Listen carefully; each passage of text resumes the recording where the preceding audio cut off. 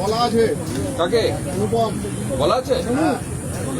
প্রথমত হচ্ছে কুণালদা, আজকে এই যে বিদ্রোহী ব্লক ঋতব্রত বন্দ্যোপাধ্যায় সঞ্জীবন সাহাদের সঙ্গে ফিরাদ হাকিম বৈঠক করছে। যে কজন মমতা বন্দ্যোপাধ্যায় রাস্তাবাজে আপনারা কয়েকজন ছিলেন তাদের মধ্যে ফিরাদ হাকিম এবং শামীম আহমেদ মূলত ফিরাদ হাকিম তিনি বৈঠক করছেন। কার সঙ্গে কথা বলবেন এই বিষয়ে তো কোনো মন্তব্য করতে পারি না। ফিরাদ হাকিম মমতা বন্দ্যোপাধ্যায়ের দীর্ঘদিনের সৈনিক, প্রাক্তন পুরপিতা, প্রাক্তন মেয়রিং কাউন্সিল, প্রাক্তন মেয়র, প্রাক্তন বিধায়ক, প্রাক্তন এখনও বিধায়ক, প্রাক্তন মন্ত্রী, এখনও বিধায়ক, নিশ্চিতভাবে বিধায়ক, প্রাক্তন মন্ত্রী এবং সংগঠনের অন্যতম গুরুত্বপূর্ণ নেতা। তিনি যদি কারোর সাথে কোনো কথা বলে থাকেন, কী কী কথা বলেছেন সেটা না জেনে আমি কোনো মন্তব্য করব। তবে তারপরে বেরিয়ে ফিরাদ হাকিমের আমার সঙ্গে দেখা হয়, বেশ কিছু কথা হয়, আমি তার উপর দাঁড়িয়ে কোনো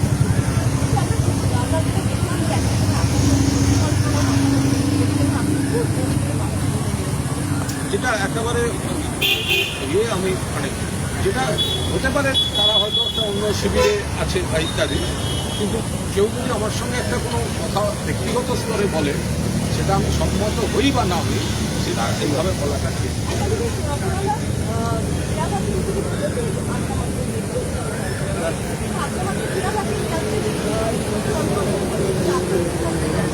তার কারণ আমার মনে হয়েছে যেভাবে বিরোধী দলনেতা পদটি এবং ঘরটি অনৈতিকভাবে স্পিকার একটি কয়েকজনকে দিয়েছেন, তো সেটা আমার মনে হয়েছে যতক্ষণ না আমার দলের কোনো সিগন্যাল পাবে ততক্ষণ আমার ঘরে বসবো না। কেউ না থাকলে আমি একা বসবো, আমি লবিতে গরমের মধ্যে বসে থাকবো, আমার কোনো সমস্যা নেই।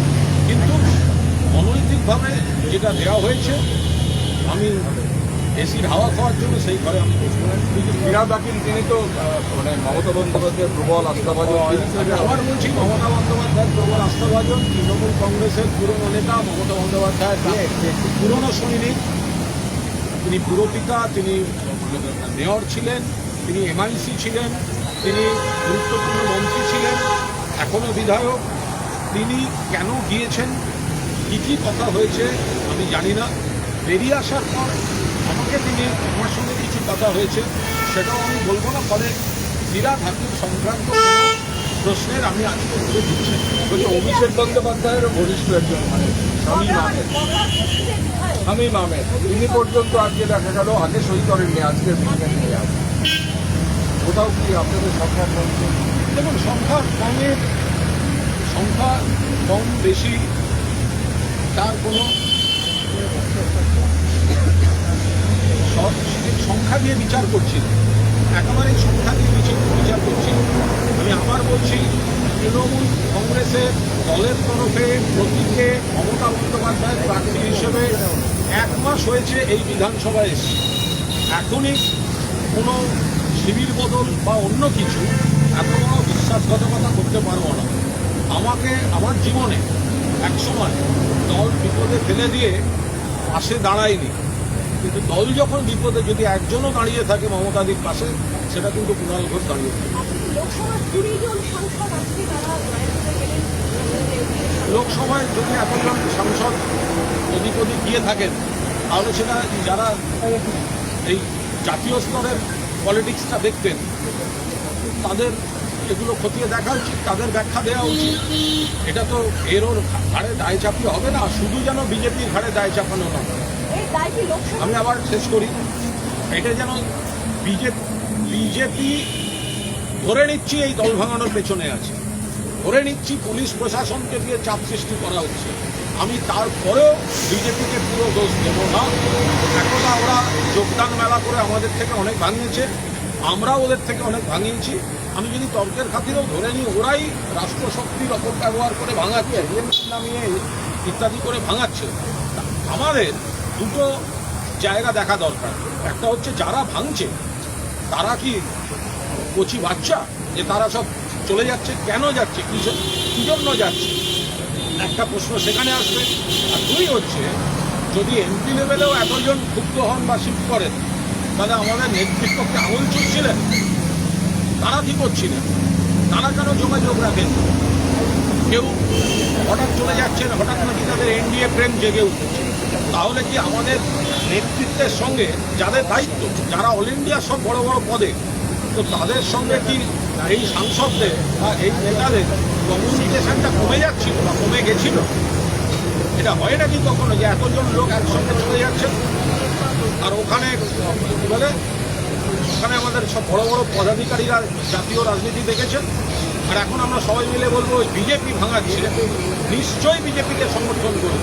কিন্তু যারা যাচ্ছেন তাদের অনেকের নানা অঙ্ক এবং আমাদের নেতৃত্বে নিশ্চিতভাবে তাদের এই দায়িত্বটা নেওয়া দরকার, দায়টা নেওয়া দরকার। যে তাহলে তারা কি লিডারশিপ দিলেন? যে একটা লোক যদি রাগে গিয়ে থাকে, কোট আনকোট কোনো ব্যক্তিগত স্বার্থে গিয়ে থাকে, যেটাই যাক, সেটা নেতৃত্বের সঙ্গে একটা যোগাযোগে থাকবে না? এটা কোনো কথা হলো? বলছি আজকে আমি এইভাবে বাইরে কারোর ব্যক্তিগত যা যা বলার বলবো না। আমি গতকালও পোস্ট করেছিলাম, আমি আজ আপনাদের সামনেই বলছি, আমি মমতা বন্দ্যোপাধ্যায়ের সঙ্গে থাকব। কিন্তু পার্টির ভুল হতে পারে কোথাও, কিন্তু ভুলের যদি রিপিটেশন হতে থাকে তাহলে কিন্তু সেটা ঠিক নয়। ভুল এক জিনিস, ভুল লোক বাছা এক জিনিস, কিন্তু ভুলের রিপিটেশন যদি হতে থাকে তাহলে এই ধরনের পরিণতি হবে। মমতা বন্দ্যোপাধ্যায়কে কারা বোঝাচ্ছেন, কারা কি বোঝাচ্ছেন, কি ফিডব্যাক দিচ্ছেন, সব ঠিক আছে, সব ঠিক আছে, হয় না কি এভাবে? আমরা তো যখন যে বিষয়ে সাবধানতা দেওয়ার চেষ্টা করেছি, আমার তো অল টাইম রেকর্ড, বারবার সাসপেন্ড। আমি আবার বলছি, আমার জীবনে খুব কঠিন সময় দল আমাকে বিপদে ফেলে আমার পাশে দাঁড়ায়নি, কিন্তু এই কুণাল ঘোষ যে ইচ্ছে চলে যেতে পারে, যারা চলে যেতে পারেন, কিন্তু অসংখ্য কর্মী রয়েছেন, তাদের একজন হিসেবে কিন্তু মমতা ব্যানার্জির পাশে থাকবে। কিন্তু পাশাপাশি দলকে এই যে রিপিটেশন অফ মিস্টেকস, এটার থেকে কিন্তু বেরোতে হবে। বলছি কতটা ব্যর্থতা আপনার দলের যে মমতা বন্দ্যোপাধ্যায়, অভিষেক বন্দ্যোপাধ্যায় যখন দিল্লিতে, তখন আপনার ব্যর্থতা শুধু নয়, এটা লজ্জা। ব্যর্থতা নয়, এটা লজ্জা যে নেত্রীর লড়াইটাকে কিভাবে খাটো করা হচ্ছে। এই মমতা বন্দ্যোপাধ্যায় সিম্বলে যারা জিতেছেন, মমতা বন্দ্যোপাধ্যায় দলে যারা জিতেছেন, মমতা বন্দ্যোপাধ্যায়ের সঙ্গে ছবি তুলতেন যারা, হ্যাংলার মতো তুলেছেন অনেকে, তারা আজকে মমতাদি দিল্লিতে একবার মনে হলো না একটা ব্যক্তিগত কৃতজ্ঞতা বোধ বলে কিছু থাকে, তারা শুভেন্দু অধিকারীর সঙ্গে বৈঠক, এবং তারা রাজ্যের এখনকার মুখ্যমন্ত্রীর সঙ্গে বৈঠক করছেন। তাদের ব্যাপার, আমি কাউকে কোনো ব্যক্তিগত আক্রমণ করতে চাই না, কিন্তু এটা মমতা বন্দ্যোপাধ্যায় শুধু নয়, গোটা দলের পক্ষে একটা লজ্জাজনক পরিস্থিতি। কারা করেছেন, কারা দেখছিলেন দল? হয় নাকি কখনো ফ্যান ক্লাব, সচিবের ফ্যান ক্লাব, ফ্যান ক্লাবের ফ্যান ক্লাব, ফ্যানের ফ্যান ক্লাব, আর ওই ভিডিও দিয়ে বস বস বস ইয়ার কি হচ্ছে? এই গোটা রেজাল্টটা হচ্ছে তার পরিণতি। আর আমার